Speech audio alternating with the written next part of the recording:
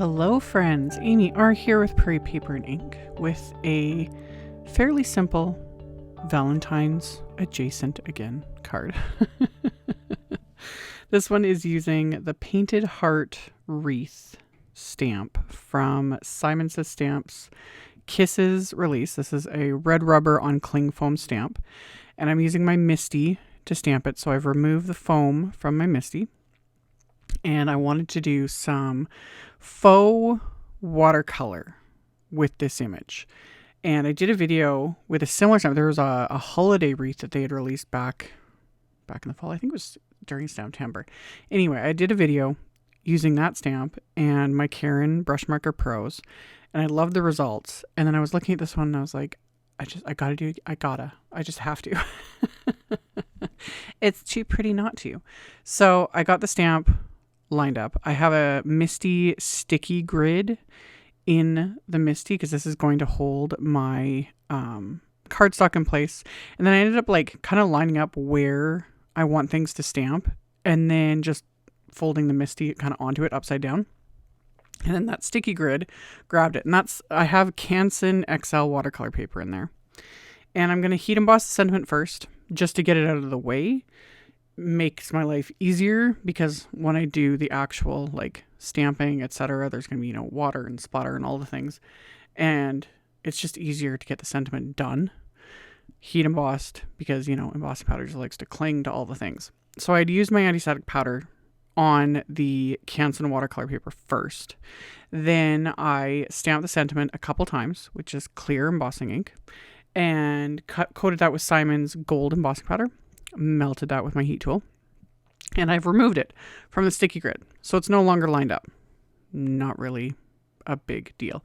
Even what I'm doing here, technically, all of this is kind of arbitrary. It's the wreath is big enough, as you can see around the sentiment, everything, that you can kind of do whatever you want. But this works to reline it back up, as I use that centerpiece there that was like kind of holding everything together, the throwaway sort of piece. And then when I remove the sentiment, I use that as my little window just to line it back up again. But like I said, not a huge deal because you can choose to use this wreath like with the sentiment that comes with the wreath stamp, or it would look really pretty. You could use die cut sentiments. Like, again, sky's the limit. But I really liked the font of that and just the sentiment because, again, that's why I say Valentine's adjacent. Nothing about this card says like Happy Valentine's Day, So got the wreath lined up using my Karin Brushmarker Pros, coloring on the stamps. This is definitely not a new technique. This is one of the first things I learned way back when I first started stamping, like 20 years ago. I can't even believe it's been that long. But yeah, it was coloring on stamps with water-based markers or water-reactive markers and then stamping them. And we used to huff on them, like you would hold it and then like breathe on it to like reactivate. Back then, I don't think it ever even occurred to me to spray them, mist them with water to get a more like watercolor. But we were also just stamping on cardstock. Like I was terrified of watercolor way back then. So anyway, coloring these images with these Karin Brushmarker Pros. I did break out of the box a little bit, and I did not use greens for the greenery. I love all shades of green, but that's just my habit, is to pick greens. This time I went with more like aqua and blue colors for the little bits of greenery.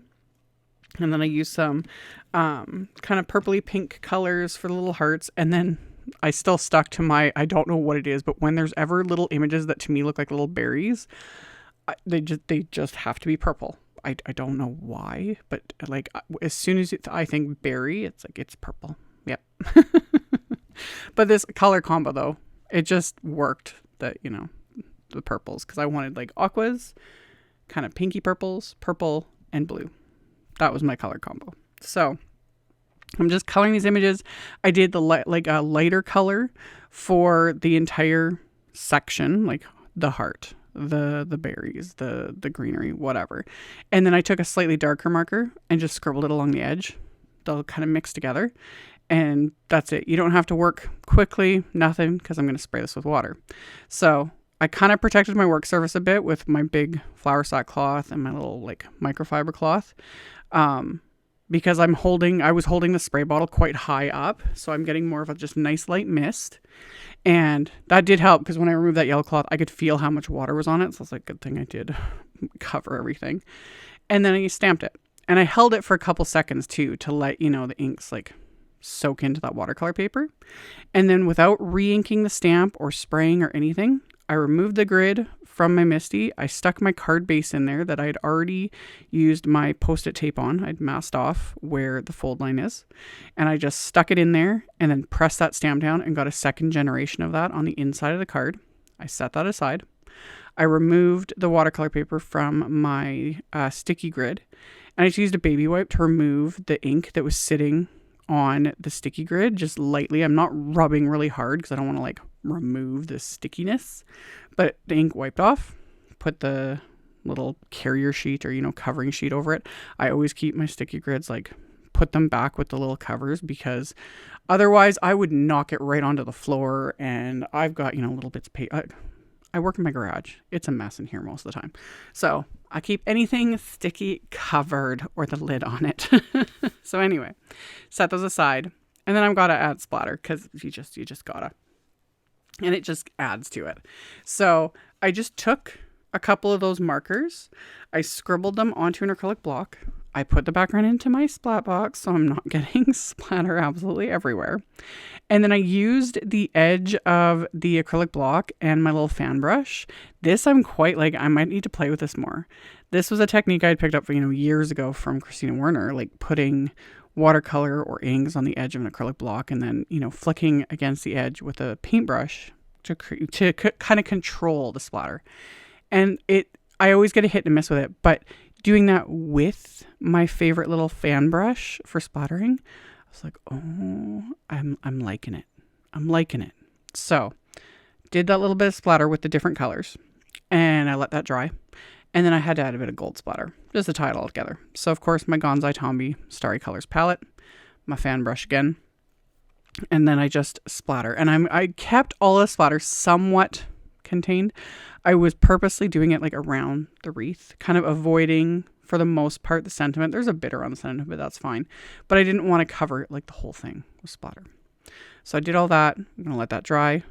On the inside of the card, I used my anti-static powder tool again. And then I'm just stamping a sentiment from this Love You Greetings set that I've already used on a few cards now. And my favorite sentiment in that is the sending love and hugs. It's just perfect for everything. Hence why I keep saying Valentine's adjacent. Because it can be a Valentine's card, but it can just be a just because card. You know, you want to send it to a friend, a loved one, anyone.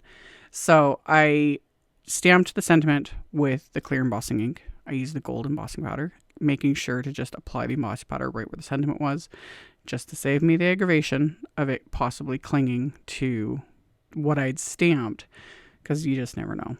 You know, with something like that, it'd be easy to wipe it off, but if I can avoid it, I will. My watercolor piece is now completely dry, and it was originally larger than an A2 size piece, so now I am just trimming it down to A2 size, so 4 1/4 by 5 1/2, just using my little guillotine trimmer. And this way I could like eyeball it a little bit to kind of center everything up. And it just gave me that little extra wiggle room. That's why I didn't cut it down before I started stamping everything. So I trimmed it down, and then I'm going to adhere this directly to my card base. So this is going to completely cover the card base. And I'm just going to use my craft tacky glue, put that on the back of this. That gives me that little bit of wiggle room to get this all lined up onto this card front. Once this is lined up and adhered into place, like I show in all my videos, I just put my MISTI right on top of it, just something to hold it flat, let the glue dry, it's good to go. As always, you could stop here. Just keep things, you know, kind of simple. But I wanted to add just a little bit of bling, nothing too crazy.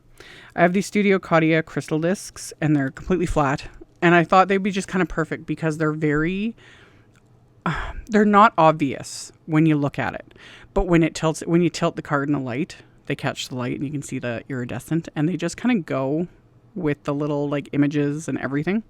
So my whole point with this card is it looks very kind of loosely messy watercolor, without actually doing any watercolor at all. And I love that because like freehand watercolor, not my forte. That's why I like to use stamps and die cuts. So doing things like this, it's like, ooh, it looks like I painted it, but I didn't. That's why I love making cards, man. That's what got me into it in the first place. So I adhered the bits of bling around the wreath, and then I paired this with a dull pink envelope. And that finished it off.